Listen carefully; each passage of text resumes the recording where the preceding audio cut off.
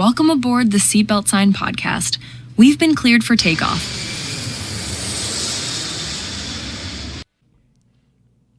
All right, we're recording. Cool.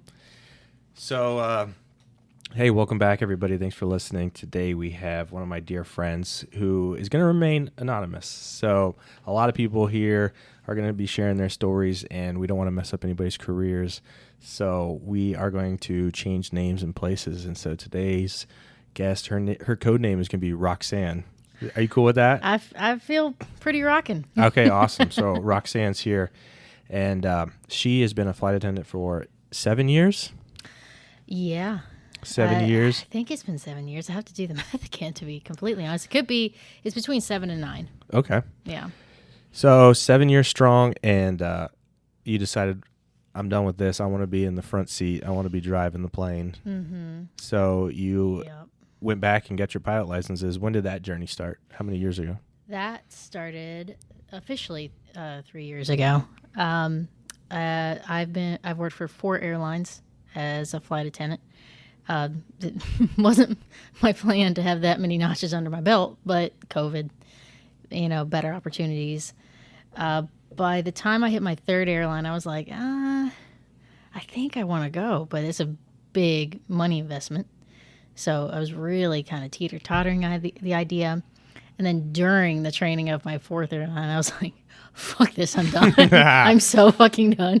Nice. So at your 4th airline, and you said COVID time. 21, 22 Okay. is about when I started that So journey. like 3 years to get from 0 to where you're at now as a commercial pilot. Yeah, it took me a year and a half to do my private because I was working and I was doing when I could, fly when I could. Yeah, of course. And I was paying out of pocket. Yeah. I sold the only piece of property I owned, which gave me about 10 grand. That money went so quick. I started here a little bit, here in North Carolina. Then I went out to Vegas and flew. Really got me fearless of turbulence and wind shear. And then I came back here when some stuff fell through out in Vegas. So that's why it took me about a year and 2 months. That's totally fine. It took me a year and a half to do private as well. Mm-hmm. And I tell everybody, once you get private done, it's like a snowball effect. Everything happens a lot faster after that. Mm-hmm.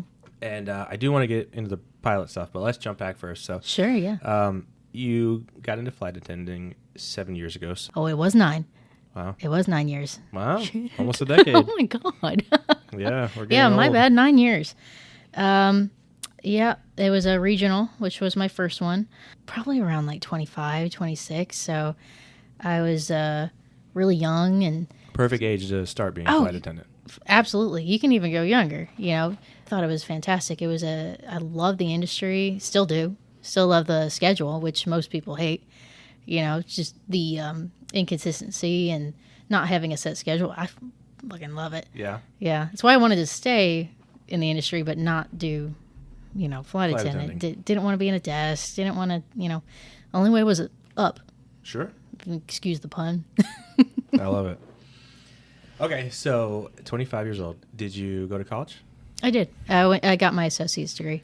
So is it recommended for flight attendants to try to get some sort of college degree, or it's not really necessary anymore? Not really. I mean, there's even basically trade schools to try to get into being a flight attendant. That's cool. You don't need it. It looks great on a resume. Anything, any extra effort you put in, put it on your resume.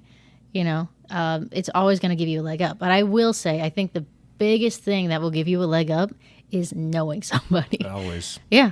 I knew somebody that worked for Delta, and he gave me a recommendation. That's the only reason I got in, Awesome. And I couldn't believe that I got through the interview process because it was brutal, especially that particular airline. Like, they are very strict, very almost military. I felt like I was in military school. I've never been, but it was awful.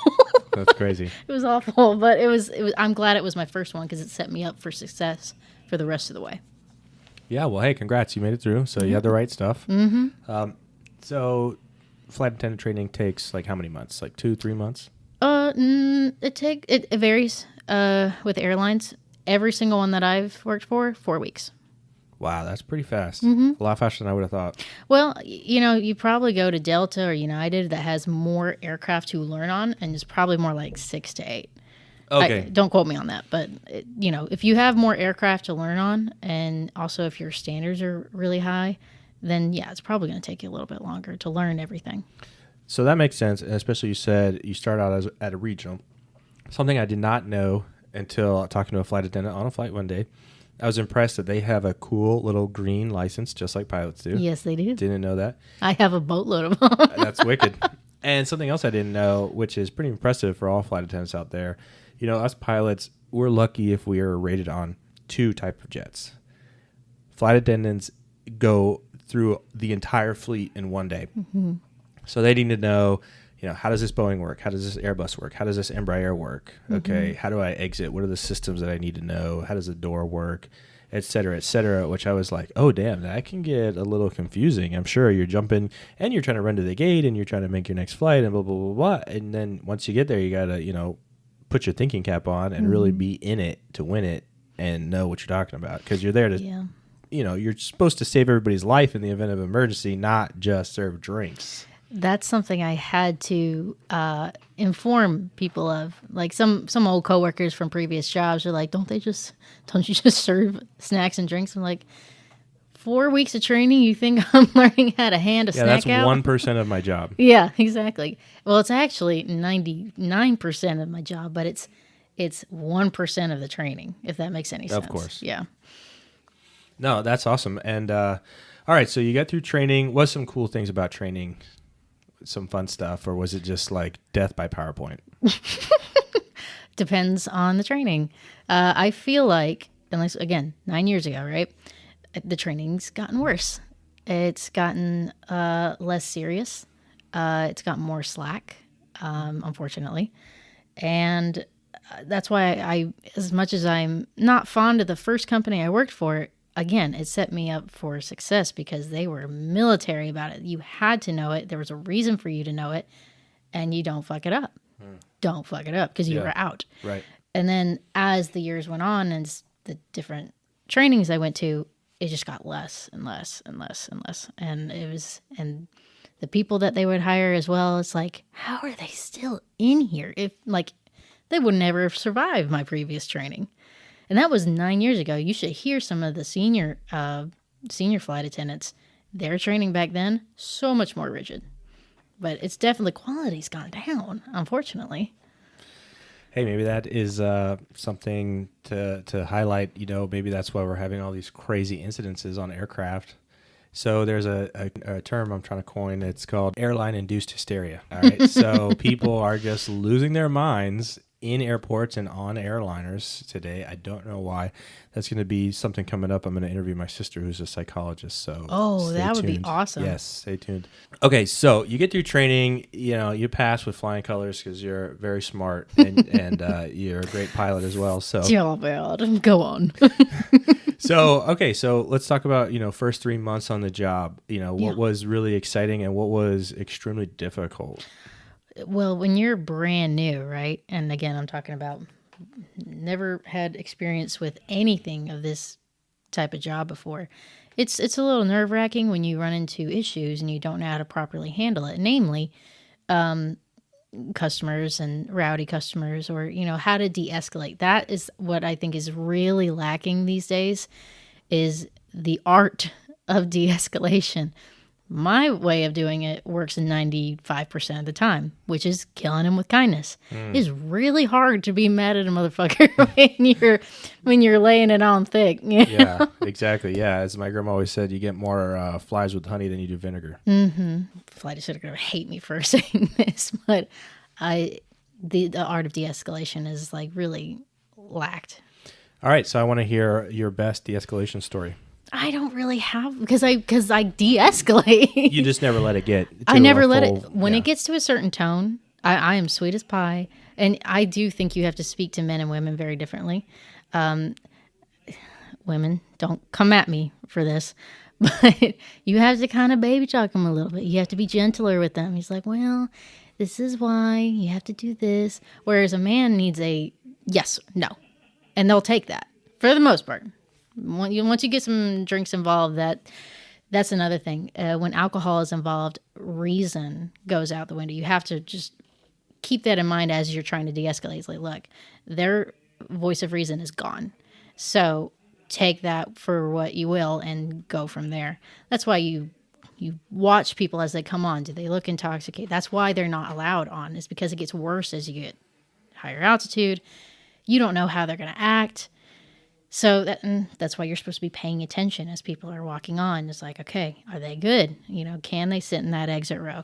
Can they be an able-bodied person if something goes wrong? So you're supposed to be paying attention to that.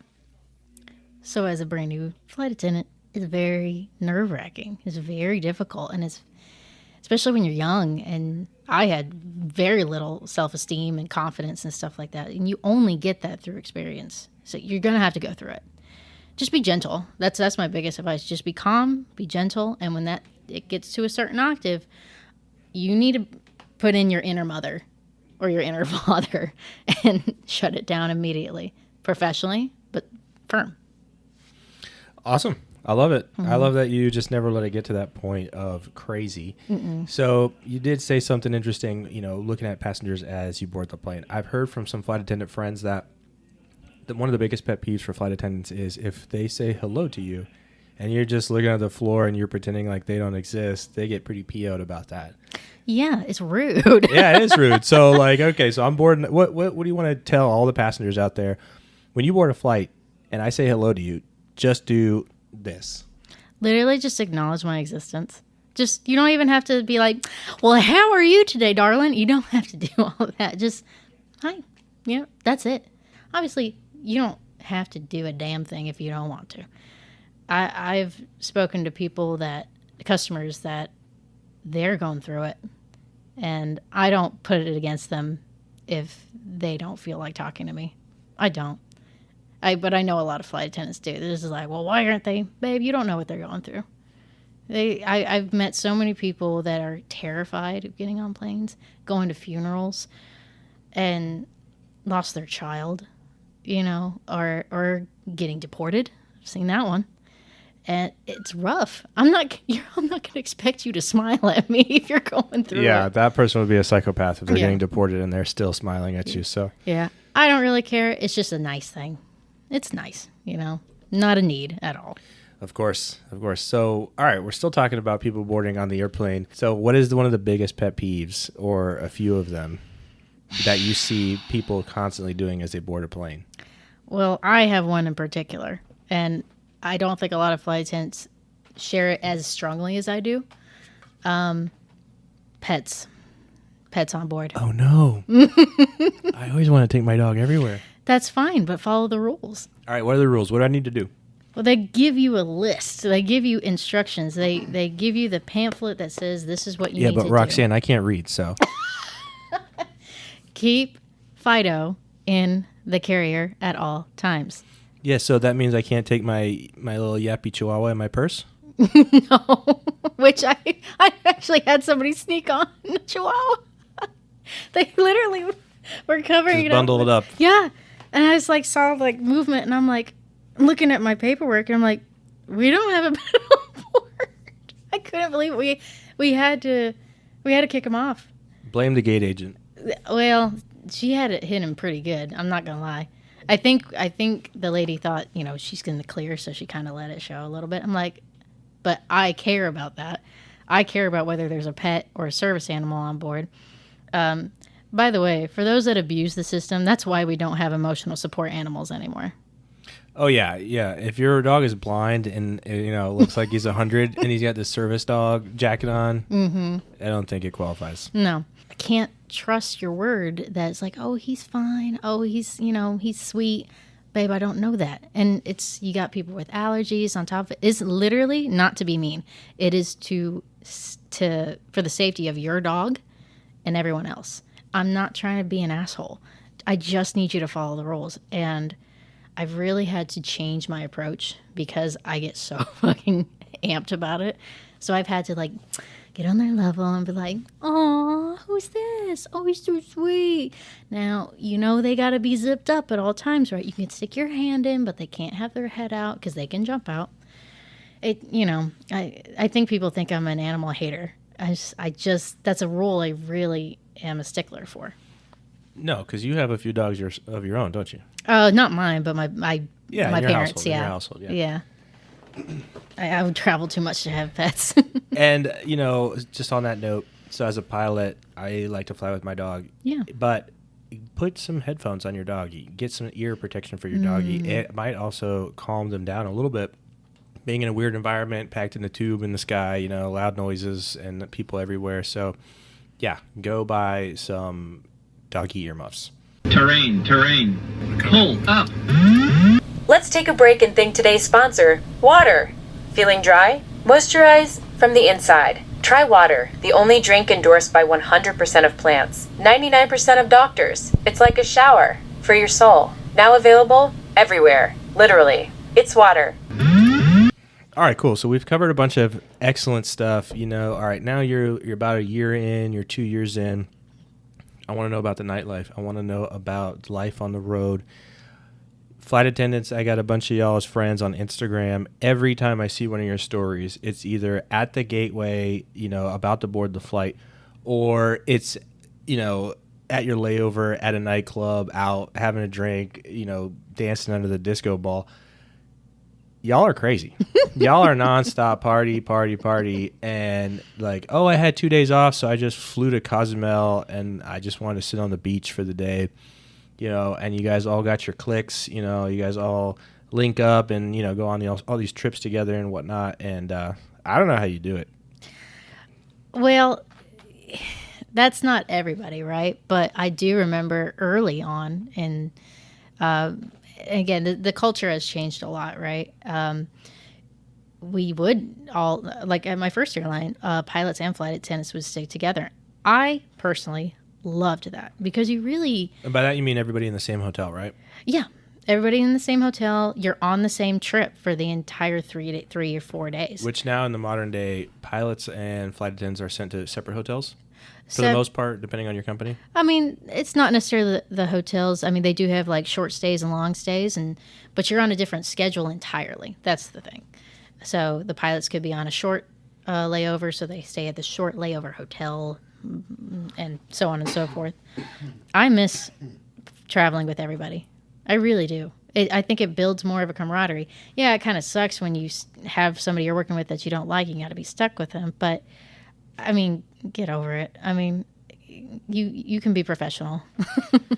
Yeah, I know what you mean because life on the road, your crew is your spouse or your significant other because you go to breakfast with them, you work with them all day, you get to the hotel, you go to dinner with them, unless you're a recluse, but not most people in this industry are, so. Well, have you ever heard of the term bang clickers? Yeah, I recently learned about this, so tell people what that means. That means as soon as you get to the hotel, you hear a bang and then click of the lock of the door, and then do not exit that hotel room. It's just tiring. You're exhausted. And plus, the trips are not what they used to be either, so their layovers are not as long, so you can't enjoy yourself. You can't enjoy yourself with the crew because you have limits on rest, limits on when you can drink if you want to do that. So yeah, it's gotten shorter, and I am just speaking from my airlines. I'm not speaking for all airlines, just to clarify. And I'm tired. I enjoy when we can all go down to a local spot that we can hear each other speak and just shoot the shit. I miss that. Yeah, not the oons that you used to do in your early days. Not me. maybe in my 20s. Yeah, that would have been great. And it was for a time. And then the priorities change as you get older. But yeah, just having a nice little chat with everybody, having a nice little drink, and just shooting the shit, having some good food. I like the lower key end of it. But I do know some flight attendants that, man, like, I wish I had their energy. I wish if I could bottle that up and hold it. Like, it's amazing. Yeah, everybody would buy that pill in a bottle. Okay, awesome. So, the workday's done. You got, let's say a 2-day layover in any kind of city. Where are you going? What are you going to go explore in the city? You know, do you have certain things that you always like to go see, like museums, or it just could be any random thing?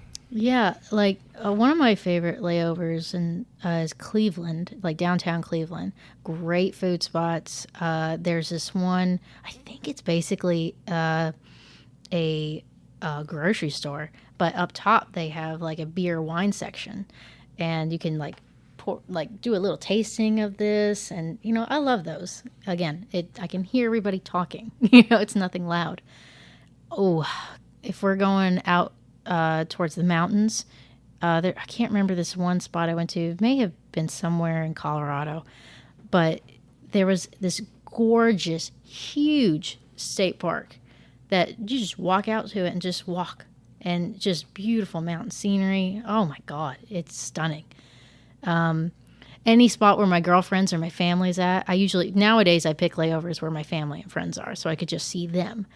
But yeah, oh my God, Vegas. I used to be based there, so I'm a little biased, but my God, any chance I get, if I'm not going to one of my favorite bars, I'm going to Red Rock Canyon. Like, it's stunning.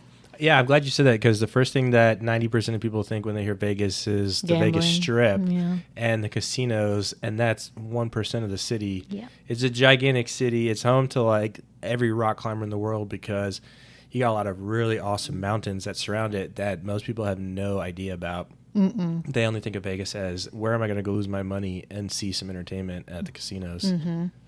No, it's nothing. Like, people need to get out. Even one of my girlfriends, she's only been to the Strip. She's like, ugh, I don't like Vegas. It's like, you haven't given it a chance. There's so many desert-like beautiful spots out there. Even, what is it, Hoover Dam? That's a good spot. I love it out there. And again, food. Phenomenal. Of course, food. That's like anytime I get to the hotel, first thing I do, drop my bags, and I go on Google Maps, and I just look at restaurants open near me, and I sift through the pictures. Mm-hmm. It doesn't matter. Sometimes I do click on the reviews. You get some insight there, but too many of you average Joes think that you're some kind of like food critic off Food Network. It's either 5 stars or it's no stars, okay? Just say it was great or it wasn't. None of this, well, I gave them 3.5 stars because my napkin had a hair on it. Nobody cares about you, Joe, in Missouri, okay? Just put some pictures up of the food you ate. Tell me, was it good? Was it bad? 5 stars, no stars. Let's keep it going on that. Yeah. So you get to a new city. How do you figure out what's cool? Are you asking your crewmates that have been there before, or do you have a method of figuring out what's cool in that town? First, what I do is like ask anybody that's been here before, and they usually have a good spot. But if not, I mean, my immediate go-to is to go to the front desk at the hotel and say, "What's your favorite thing here? What's your go-to?" That's literally what I do, and for the most part, I follow their advice, because what do I know? I'm gonna trust their judgment and try it. Don't like it, I just won't do it again. Try again next time. I love it. All right, so we've heard about some of your favorite spots. Tell me some terrible dump towns that you would advise people never to go to unless you really have to, or if you have family there. And if you do have family there, maybe tell them to move away, because this city is trash. There's nothing good. Every time you went, it was garbage. See, it's more so the airports to watch out for me. So Let's hear 'em. My number one avoid at all costs, if I can, is Newark Airport. Couldn't agree more. Everything in New York can all just burn to the ground. New York's got some good spots. It's just like I even don't mind the airports at JFK, and I mean, yeah, they're madness, right? But Newark, I had some not so great experiences there, so I'm just like over Newark. Good, because I've had some not so great experiences at JFK myself. Oh no. So we had to go to Indonesia for a wedding in the family, and we went halfway around the world to one of the most beautiful places, but also where the kindest people live. And people give you the shirt off their back. They smile at you. They say hello to you. They just are happy to see you there in their country. And I spent a week there, and also a couple days in Korea, en route. And Then I land back at JFK and miss my connection, trying to get back through immigration. And, just the New Yorker attitude. It was like, welcome back to America. You're a fucking asshole and I don't like you. So get to the back of the line. And I'm like, oh, yeah, cool. Really great. Best country in the world. And we're really putting on a smiling face for all these internationals coming right through here. I just thought of another one. Now that you said it like that. Let's hear it. Atlanta. Oh, yeah. Atlanta can go to hell sometimes, too, because it's just jumping on the train. And then when they move your gate, I was in gate like C25, and then they go to A3. So, you got to get on the train, go all the way across. I get to A3. They go, no, the flight's at C23. And I'm like, I've seen fist fights at the airport. And that's not the only reason. I'm in customs. I came back from the DR, my first international trip by myself. And I was only there for 2 days because I was 20-something years old and broke. I could only afford 2 nights in DR. And you must have been really broke because that's DR is not that expensive, right? I mean, I was broke. I mean, I was po. I couldn't afford the OR at the end of poor. Well, now you're po. a pilot, so you're poor again. No, I'm poor. Yeah, we're both poor. I'm Yeah, exactly. Not even or, just po. just dust coming out of my wallet.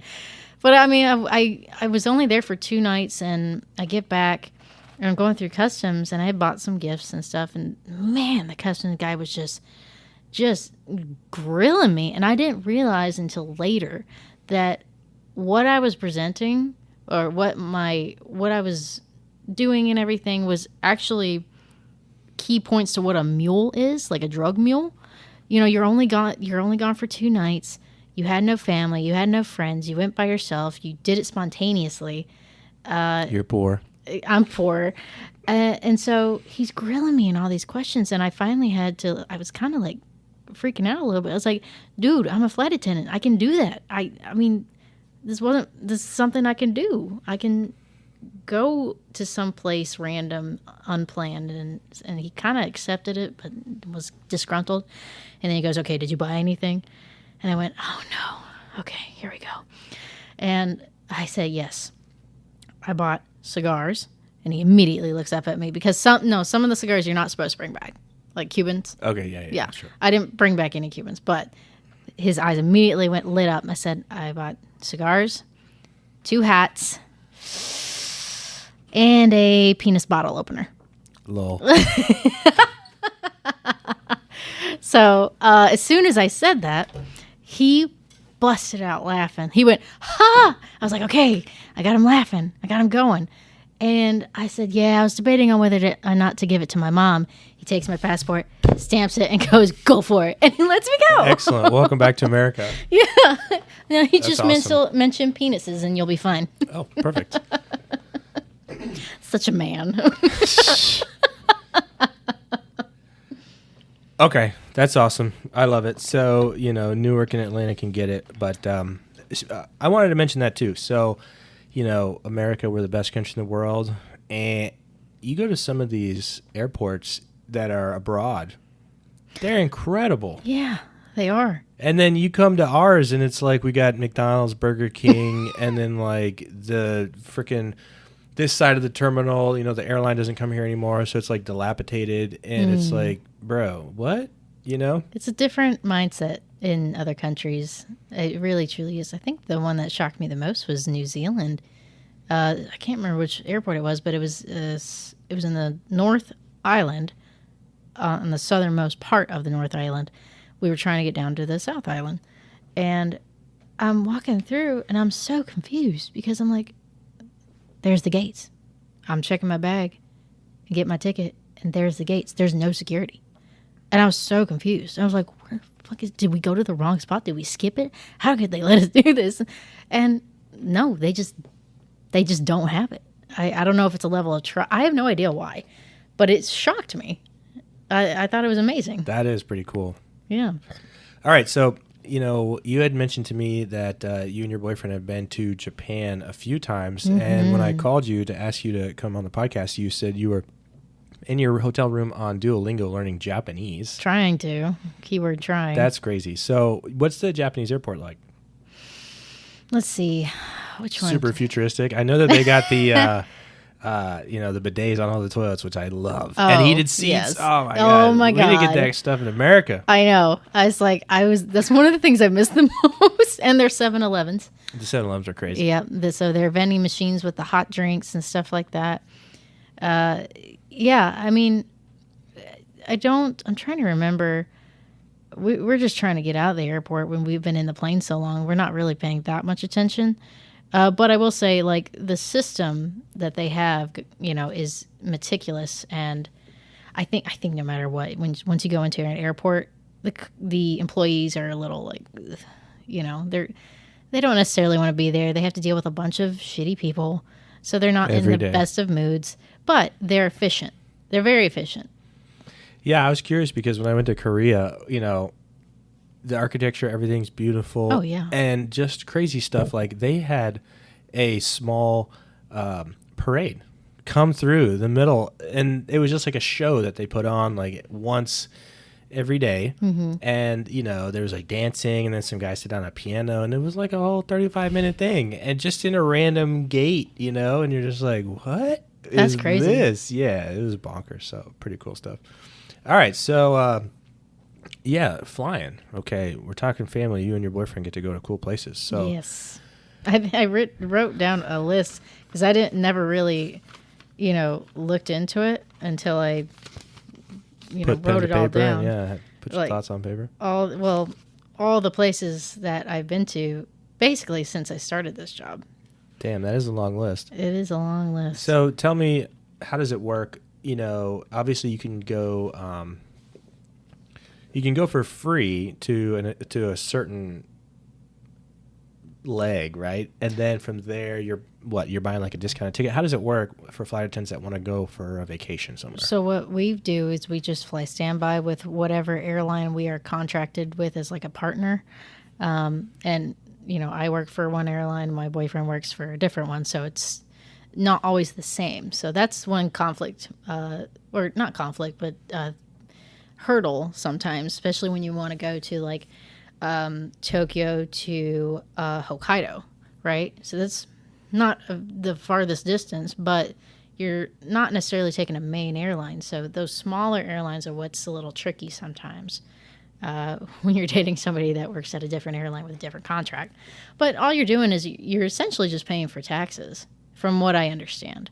Wow. Yeah. So That's it's pretty sweet. Yeah, it kind of is. Now, flying standby, of course, it has its downside. Of course. Sometimes you sit at the gate and you wait for the third flight, and then you go out on the fourth flight of the day. So you showed up at 6, and you're not even getting on a plane until 4:30 in the afternoon. Mm-hmm. But if you're only paying taxes, that's a pretty good trade-off. You really need to learn how to go with the flow when you're flying standby. You do not book your hotel until you're at your location. Now, some people really like luxury and they can't really do that. But, I mean, if you like that, then buy a ticket. But we're really frugal people, and we want to spend our money in different avenues. So, yeah, you're just paying for taxes, you're flying on standby, but that's why also what we do is we plan to travel on weeks where most people probably aren't flying. So we're not traveling during summer break, we're not traveling during the holidays, we're traveling in the middle of the week, particularly like Tuesday, Wednesday is ideal. That way you have the best chances. Also, leaving early at the crack-ass dawn, that earliest flight. A lot of people are going to miss that flight because they couldn't wake up. So that's your best chances of getting on standby. Terrain. Pull up. Here's another message from our sponsor, Neck Pillow. Are you tired of how uncomfortable airplane seats are? Do you struggle to fall asleep while flying, even though you're exhausted? Well, check out the Neck Pillow. Our patented soft, squishy neck pillow is guaranteed to make you only slightly more comfortable, while also making you look like an idiot. Yes, we know they're overpriced, but we know you're stupid enough to buy it anyway. So, don't forget to pack your neck pillow. All right, rattle off some of these locations that you went to. All right, you ready? Let's hear them. Okay, just to clarify. Yeah. So all these places were, as we mentioned, sort of like standby, only paying taxes. Correct. Okay. Mm-hmm.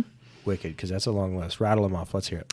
Ireland, Aruba, Turks and Caicos, Puerto Rico, Dominican Republic, St. Martin, France, Germany, Italy, New Zealand, Costa Rica, Jamaica, Japan, Taiwan, Virgin Islands, Korea, Portugal, Azores, Switzerland, Amsterdam, Iceland, and Canada. Wicked.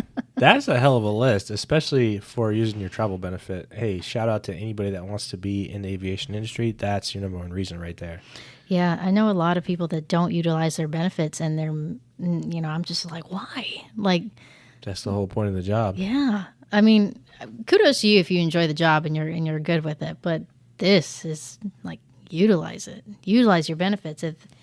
And again, if you're frugal with your money and you don't spend money on extra shit, you can really save enough money to, and don't go to a decent hotel. Don't stay at the Murder Roof Inn,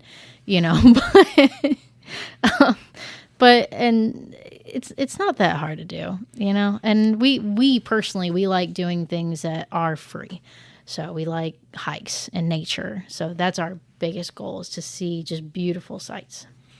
Yeah, and on that note too is learn to pack light. Yeah, this job will really teach you what you do not need. Yeah, you don't need a bunch of crap, and if you forgot something, you can probably buy it from anywhere else in the world nowadays. Mm-hmm. And I'm a stickler about that. I usually carry a very small duffel bag, even to the point where if I get home and I see a pair of socks that I did not use at the bottom of my duffel bag, it pisses me off. Mm-hmm. You don't need extra crap. All right, you don't need a 52-pound bag of luggage. All right, if I can't carry it on my back, I don't take it. Yeah, I've got my boyfriend bought me a really nice backpack that, I have some shoulder issues sometimes, so it holds around my waist. I can fit just enough to get me by. Worst comes to worst, you go to a laundry machine. Yeah, and that totally helps when you have that random gate change and you gotta hustle to get there. So this year I went snowboarding in Canada. How was that? Oh, it was amazing. So right here, Revelstoke Mountain Yeah. Resort. Oh yeah, it's over in British Columbia. Dude. It's super cool. I've always wanted to go to British Columbia. It's beautiful. You got to do it. Got to add that one to your list. Oh, Make it next. I've already been wanting to go there. All right, shout out to everybody. Either you like the outdoors or you don't. You should go to British Columbia because the people are great and it's beautiful. Mm-hmm. So backstory. So we're on a small regional plane. It's a twin propeller plane, and shout out to those Canadian pilots, man. Y'all are badass professionals, because it was a blizzard when we took off. We had to go get de-iced, and there was just the craziest blizzard when we landed in Calgary. So we were 45 minutes late, especially for an international connection. We get off the plane, and we're at gate like D42. So I go up to the nearest person who looks like they know what they're talking about. I said, hey, where are the international flights? They go, oh, they're in A gate. I'm like, okay, how do I get there? They say, you got to run to the other side of the airport. You need to exit because you need to go back in through customs and TSA in order to get to that side. And it was like A74. So thank God, shout out to my mom, hooked me up with Global Entry. Oh my gosh, you need to get that. So Global Entry, if you don't know, it helps you get into international travel, but also it's like TSA PreCheck, but it lasts 5 years. So if you're going to invest the time and the energy into doing this, go ahead and get Global Entry. So I looked at my buddy and his elderly mom who was traveling with us, and I just, every man for themselves. I said, guys, it's all the way at the end. Good luck. And I ran. I ran faster than I have ever run. And I show up and I see the line going in through immigration, and I go, oh my God, that's like 250 people. I was like, they're never going to make it. And Global Entry had zero line. So you just walk up to the little machine, it takes a picture of your face, and immediately the customs guy was like, Nick? Oh yeah, that's me. So, I got right through, and I ran, and I was like the fourth last person to board. It was insane. Yeah. side note, my buddy and his mom did make it because Canadian people are super sweet. Aww. And he asked every single person in line, can we cut you? We're going to miss our flight. Can we cut you? And they all said yes. And when he got, I was texting him and I said, hey, sorry guys, I don't think you're going to make it. And to my surprise, when I saw him get on board, we both had like the craziest smile, like, oh my gosh, dude, you made it. I can't get over that. Good luck. Hey man, it's every man for themselves. And it was like a week-long snowboarding trip. You know, I injured myself a little bit, exhausted. I was like, I just want to go home. We did snowboarding in Japan. That's my dream. Dude, go. It is the absolute best. All right, so let's transition into, you know, this might be the perfect segue for going from your flight attendant life to now your pilot life. Yeah. When we first met and we started flying together, you had told me that you are a bodybuilder. I was a bodybuilder. Yes. So, unlike a lot of people in the industry, myself included, you probably actually do care about your health and you try to eat healthy and maintain a healthy lifestyle on the road. I try. I will say it's extremely difficult when your body isn't allowed to have a set schedule. It's tough. So you really have to get creative sometimes with how you're going to do it. And you're going to be tired, but you have to put in that work, and it's not going to be easy. Yeah, so give me some of your tips and tricks. You know, let's jump into like, you know, your 5th year on the road. You're seasoned now. Maybe you had the freshman 10, you know, and then you got rid of the freshman 10, you know, and then you kind of figured out maybe I can't eat McDonald's every single day in the terminal or Chick-fil-A, whatever it might be. So what are some of your tricks and tips, and tell me all about being healthy on the road? Move. Literally just move. You know, even if it's just walking 2 miles on a treadmill after your shift or right before your shift, just move. Also, you know, got to watch your carb, sugar, alcohol content towards the end of the evening. You know, you really got to be careful of that. That's not going to help.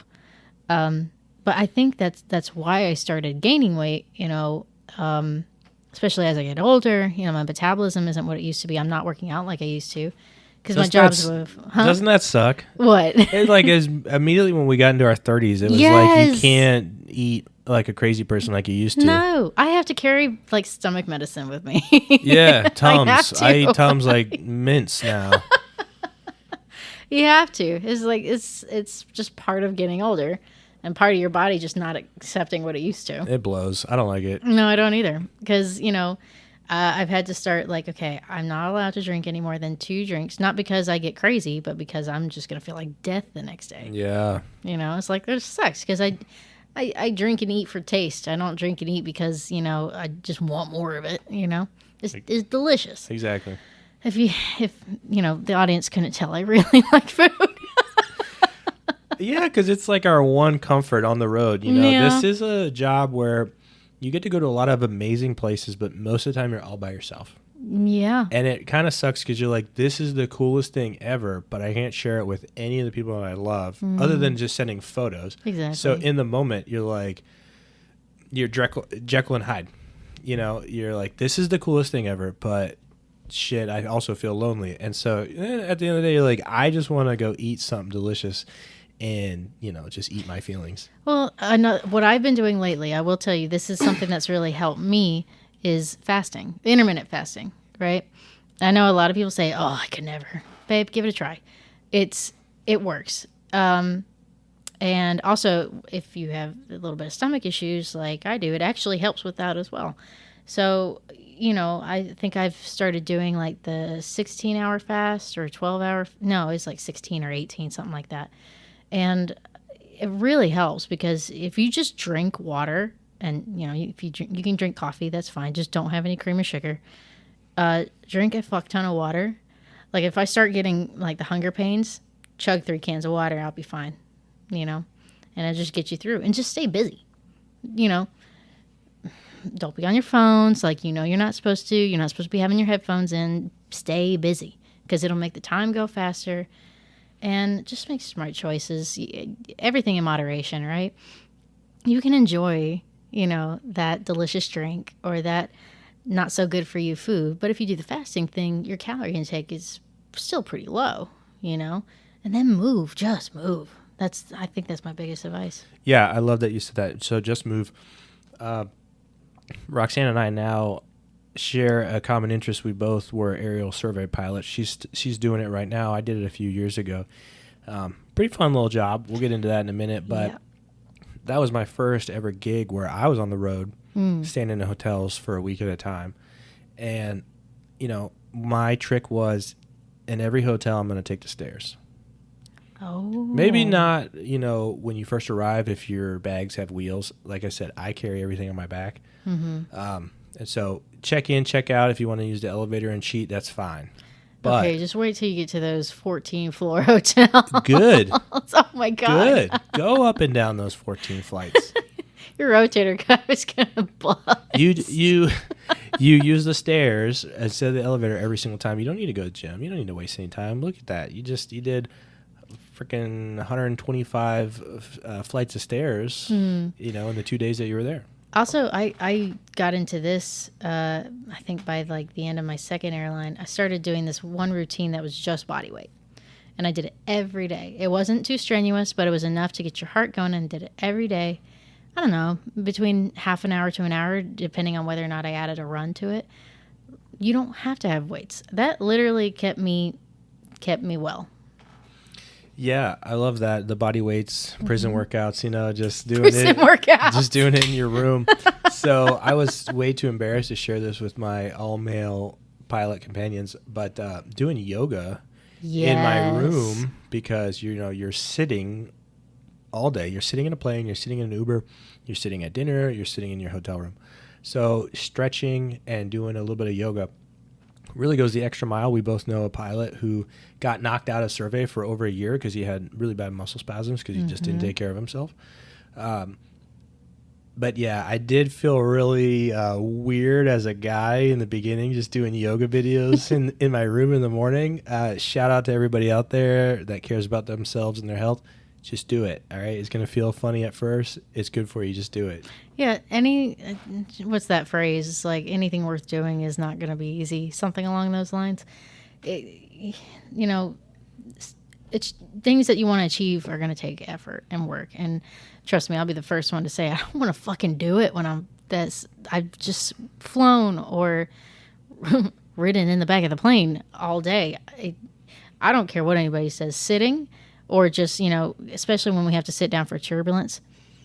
It's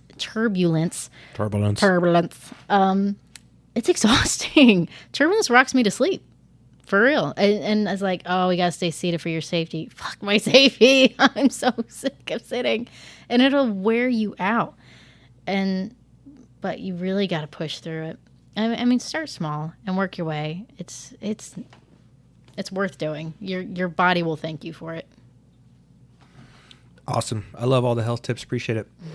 So let's wrap up your flight attendant life. So what's some advice you can give to everybody and anybody out there that's either going through it or wants to get into it right now? What are some of your top tips for future flight attendants, or the ones that are really thinking about cutting the cord and getting out of there? I think my number one thing is please care about safety. It's the whole reason you're up there.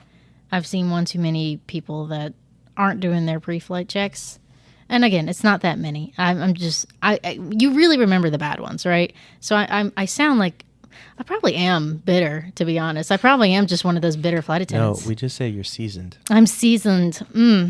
So seasoned. Please care about safety. Please. It's the whole reason we're there. We all need each other to make this work. We need pilots. We need flight attendants. We need ground ops. We need airport ops. We need the tower. And I'm missing a whole bunch of other departments. When one falls, we all fall. All of us. And we have no idea, unless you've come from that department, you have no idea how that job operates. So please be patient. Please be kind. Be kind to one another. I'm telling you, 95% of the time, being kind to each other and patient with each other works. I want to hear about aerial survey. So We both did this. Roxanne's doing it right now. I did it in the past. And what we do is we fly around little Cessna 172s and we take pictures of stuff on the ground. And we have to fly at pretty low altitudes. We have to fly at around 2,000 feet. And the cool part of the job was that it taught me how to really talk to air traffic control, because we are in their airspace and we are doing everything that is not standard. Yeah. Generally, when you come into an airport, air traffic control is going to bring you in and get you on the runway and get you off the runway. Meanwhile, we're like, yeah, we'd like to zigzag here right off of the end of the runway and mess up the traffic flow for all the airliners that are coming in, because we want to take pictures of some things on the ground. So can we pretty please do that? And 99% of all air traffic controllers are accommodating. Mm-hmm. The only ones that might give you a little pushback is New York. Oh, but absolutely. if you notify them ahead of time, they are very accommodating. Mm-hmm. Now, furthermore, we have to commute to our destination where we're going to go and take pictures of our sites. And we go all up and down the East Coast. We go as far as Texas. We go all the way up into Michigan. You know, I've been to Boston a bazillion times, and I've been down to Florida. Now, generally, it's, you know, 2 guys, somewhere between 20 and 30, in a super hot, clapped out airplane at low altitude in the summertime. So we're getting bumped around so bad that when I would go to my hotel room at the end of the night, I felt like I was on like a waterbed or like a massage table. Like I could just feel the turbulence when I was laying still. Damn. But another thing is, you know, it's hot and bumpy, so you got to stay hydrated. Now, my trick was that I would actually carry a laundry detergent bottle and I would pee in it, because I'm an older guy compared to these young 20-year-olds, and their method was, I just don't drink any fluids. That way I don't have to pee. And I'm like, buddy, I got to stay hydrated or I'm going to have a migraine. So I can't do that. you can't. I mean, you could, but it'd be very weird with all your male counterparts. I need a wide. I think you're the only girl pilot on the survey crew. I'm two. One of two? One of two. Okay, awesome. Yep. There's another young lady. She started the same time I did. We actually did they call it the train. I call it the interview flight. I think they call it the training flight. Yeah, because it is. It's to train you. It's not to, you know, nobody's done this before. So yeah. But you, both ladies have never been put on a trip together yet, have you? No, because we're both juniors. I see. Yeah. Okay. Because that would be ideal. Then at least, like, you know, you got some sort of hygiene situation. You guys are like, yeah, cool, whatever, do your thing. I really, again, I don't necessarily have to like everybody, but I can work with everybody. Oh, God, I didn't tell you this last fuck up that happened. Let's hear it. So we were pre-flighting. I was pre-flighting. My senior was setting up the camera and everything like that. I guess I assumed that he checked behind me and everything like that. I don't know how I missed this. So we get in the plane, we start moving, and we hit a cone. Right? So we hit a cone. I'm like, how the fuck did 2 pairs of eyes miss that? So, and I'm like, what the fuck? There was a decent amount of damage on that prop, believe it or not. I'll show you pictures later. We had to get our guys to come up to us to replace the prop. It was incredibly embarrassing. I had the boss call me and he's like, so how'd that happen? And I'm like, and I told him honestly, it's like, that's my fault. I was pre-flighting. I didn't hit it because I wasn't flying, but I pre-flighted and I fucking missed a goddamn orange cone. And it caused decent damage. Like, I don't know how. Our mechanic didn't believe us that we hit a cone. He's like, what did you actually hit? Like, tell me really, what did you actually hit? Bud, we hit a cone. He said, it looks like wire damage. Like, just, you know? Oh, so fucking embarrassing. Like, you can think you're careful enough and then just, it's so embarrassing. So shit happens. Shit does happen. And I know what you mean. It's kind of funny. You know, you do have to keep your head on a swivel with some of these guys. And not to throw any shade, but the ones that I noticed as I was doing aerial survey, I was also working on becoming a CFI, a certified flight instructor. And I eventually transitioned into doing that full time and teaching people. And, you're working as a crew. You're trying to double check each other. And there was one guy in particular where I had told him the night before, I said, hey, buddy, I'm going to a concert. I'm going to be up late. So why don't you fly the first leg because you're going to be well rested. So we take off from home base. Airplane had just come out of some maintenance inspections and things like that. Standard issue. And I said, why don't we just do a quick lap here and we'll do one full stop landing. Make sure everything's working okay. Well, I'm already curled up in the back seat, right? I'm like so tired. I was like, I'm just going to take a nap. Well, jokingly, when he's on final for the runway, with my eyes closed in the back seat, I'm just like, hey, buddy, you got 3 green lights. Is the landing gear out? And he goes, oh, dude.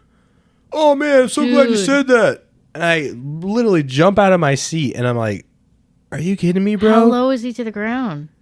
He's on final. He's probably like 300 feet off the ground. Yeah, just ridiculous. So that whole entire trip. And we had some other incidences where we, same guy, he's looking down at his iPad because on our iPads now we can see all the other air traffic that's flying around. Yes.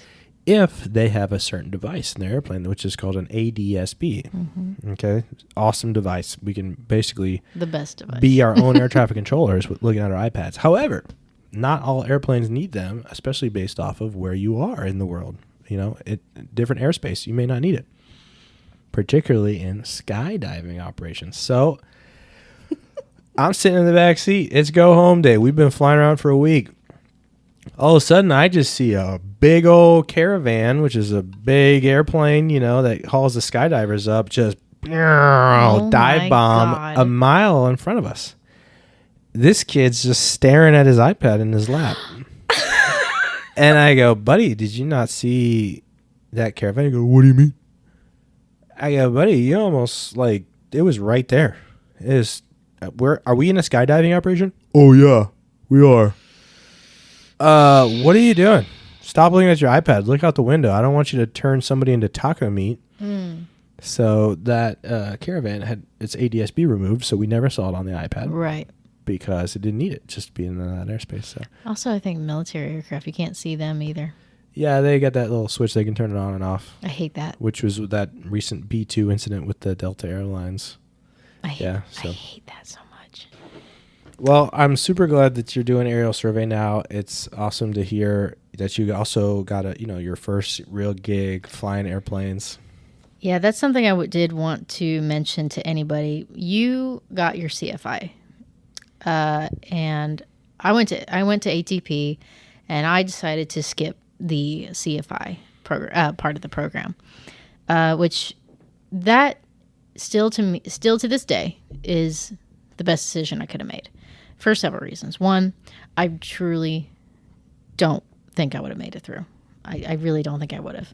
I think I've explained to you maybe before. I know I talked to my dad about it. The program's just too fast for me to try to do that, even if I wanted to. And when it comes to that part of the program. So I did decide to skip the CFI. And I literally put all my eggs in one basket with this survey job. I do not recommend people do that. Please don't follow my footsteps. Please get your CFI rating. You need to have as many options as you can in this industry. Because it really does limit your job opportunities if you skip the CFI rating. Again, it was the right choice for me. Thank God it worked out because I had, plan B and C, but plan B and C sucked, So, and I'm very fortunate to have this job. I'm very happy to be there. I don't recommend people putting all their eggs in one basket. Again, if you feel that's what you need to do, fine. You could, skip that part of the program and then do a different program that allows you to do it slower, right? At your own pace more and to learn better on it. Sure. My biggest take on that was just please don't put all your eggs in one basket for those that are, thinking about skipping that CFI. Have as many opportunities as you can for jobs, especially now, because it's a struggle out here right now. Well, I think that's it. Yep. I think we got through all of it. I think so. Roxanne, thanks so much for being on the pod. And don't forget, we're going to call Jimmy. We're going to get him on the pod, too. And any other flight attendants out there that have some crazy stories, feel free to email us at theseatbeltsignpodcast@gmail.com. Follow us everywhere on social media, The Seatbelt Sign Podcast. Let us know your crazy stories you want to hear from flight crew as well as passengers on board. We'll see you next time. Clear to land, doing 280 at 7 knots.